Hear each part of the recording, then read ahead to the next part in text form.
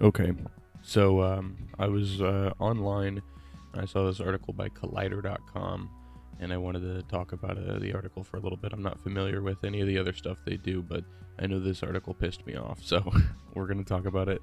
I'll read the article first and then give my opinion on it and everything afterwards. The Walking Dead wrapped up its final season in late 2022, but not before setting the stage for several spin-off stories following a number of characters from the core cast. The series even closed out with essentially a trailer from the upcoming series, which will follow Rick Grimes and Michonne. And then it goes into how they left the show and all this stuff.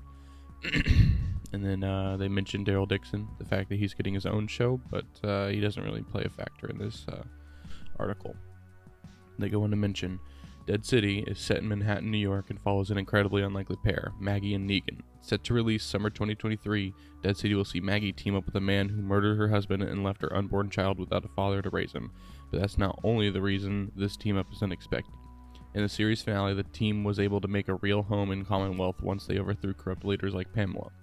And as the dust settled, the heroes made homes for themselves and their families, including Negan and his wife with their newly born child. Maggie appeared to have settled into the newly reformed community and agreed with Negan that despite his part in helping to establish the New World Order, the differences and history were just too great, and they would keep their distance from one another. So what on earth is going on with these two leaving their families behind and traveling a couple of states east?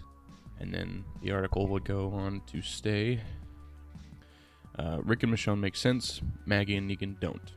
No shade to any of these characters. Each one of them is interesting and complex, and in many ways the story of Maggie and Negan has a much richer well of wild history to dig into and creates arcs around, but they have already had their ending. The Walking Dead created a complete narrative arc for the pair and even resolved some of the biggest elements that were left unsaid for the two characters. This can't be said for Rick and Michonne within the main series. Rick was the heart of the show for the best part of 9 seasons, and the manner in which he disappeared was heart-wrenching, surprising, and left viewers with nothing but questions about who the CRM was. Despite the notable setup and conclusion of the CRM, almost nothing was revealed about them through the rest of the mainline series. And then it goes on to state, there are brief mentions and allusions in the other series that set the same universe, such as Fear the Walking Dead and The Walking Dead World Beyond, but nothing to conclusively inform audiences about what happened to Rick. Similarly, Michonne had been completely absent since her departure in the penultimate season. She left behind their adopted daughter Judith and their biological son Rick Jr., and entrusted their close friend Daryl and the rest of the group to take care of them in her absence. Michonne was clearly intent on finding Rick, as both herself and Daryl believed he was alive, having been unable to find his body. But a lot has happened since Michonne left the group. The spinoff can do a lot to uncover their journey to find one another. What happened to Rick, and why the CRM wanted him, how they eventually find each other, and how they find their way home. All of these are compelling subjects for fans of the series, but that is just not the case when it comes to Negan and Maggie. The series has typically had an unusual timeline, with some seasons making an account of as little as 1 week, such as Season 8, where Rick and the other survivors prepare for and enact their rebellion against Negan and the Saviors, while others cover almost a decade, such as Season 9, where their communities recover from the fallout of the first set of episodes and then leap into the distant future where children like Judith and RJ are considerably older. The final season continued to add to the extensive timeline, tacking on a time jump at the end of the series for another year. This means that from Rick's disappearance until the series finale, at least 10.5 years of time has passed. Michonne leaves to search for Rick almost 9 years after his initial disappearance, making it clear that despite all the time has passed, she never gave up hope that he survived. But it's a long time to go with no contact, and even longer time considering the world had largely ended with the rest of the zombie outbreak. Rick and Michonne met just shy of a year into the zombie outbreak, and it took them almost a year of time in universe to finally get together. By the time Rick disappears, the couple had only known each other for 2 years and were dating for half of that time. Despite this, Michonne never let go of her faith in Rick's ability to survive, and once the kids reached an age where she felt more comfortable leaving them in the care of their close friends, she made her way to go and find out what happened to Rick. That build-up over the series and the overall potential payoff is one of any fan of the series will be desperate to get the answers to. So their spin-off can't come soon enough.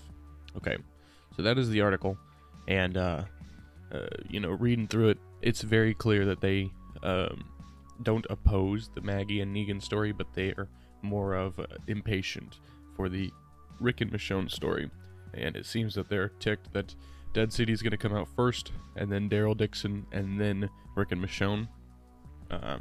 And it's just a negligent article, because all they're saying is they don't want to wait, but they've waited and still waited. And the show's already been announced that it's happening, and it was announced with 2 other series. They're splitting the franchise up into 3 more parts of TV shows and such. And Dead City is just 1/3 of those stories.